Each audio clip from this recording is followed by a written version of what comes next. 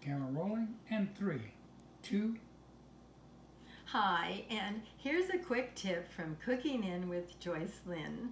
How many times have I gotten calls from people saying that there's bitterness in their cucumbers and zucchini? So I'm going to show you how to get rid of that. You just take a knife and cut off the very tip, top and bottom of your zucchini, and rub it in a circular motion. And as you rub it, you're going to see this white foam develop. This is a toxin called cucurbitacin, and this is what causes the bitterness. Bitterness is really not healthy because it can cause stomach aches and it can cause diarrhea. So we're going to get rid of this right now. Do you see how much there is? And when you get done, you can actually just rinse this off, and all of this white foam is what causes bitterness.